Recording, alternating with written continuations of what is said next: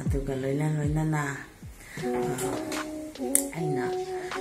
handaki serauda 13 April da athoba singi lei kasaruba amadi serauba gi igum pasingi khudol tamzaruba khara ngasi mathel singse aina kasaga doriba stelai jare si ai thongna na tamzara age taba dum yengina ngasi gidi khoi mathel khoi kha tawjagada banina mate khara tawjagani aduma khata ni yengina rasi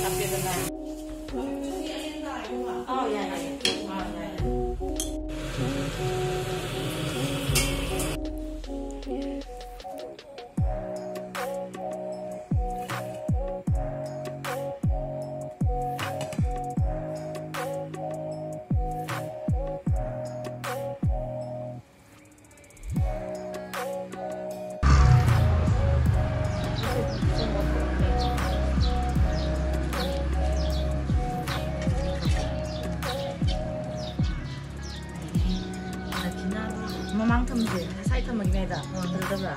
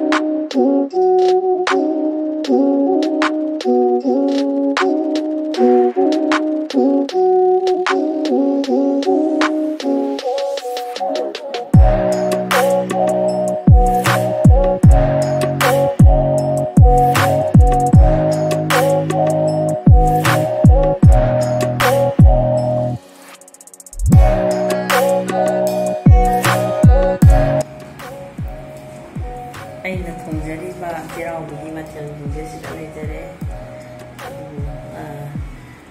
hanbada kaino mail angan mama degi karot akhabi fry to ma sahau gula degi kumsak alu play iron ba saglai thongba nga thongba degi khamin fry to ba bakung marungaw ba nga tao ba thong ba uti idalay jani ba singase ayna siraw gi namda langzama mathel singi adu aidi daki ai siraw ba si yung hal saga hal lay da bana maro moidana siraw ba nimit di tawja kidre adu andak April siraw ba sabi ha sida ai kada su tawjai na ngasi tawjabani mathel sinche ke sauni mamanda aina ai blog sibilen ba manipura laiba manipura manda laiba singa kunjin sangba inna singna laiba aduga kaji plan sida tawbese mari laina basila athuba matamda shanti poratana tangdu laita ba punsi ama lehen yu haiduna sajibu minister aina sorry mapamda su haijari mayam mapamda su aina yaw dai ko paujin bijari ai channel sigu isi biduna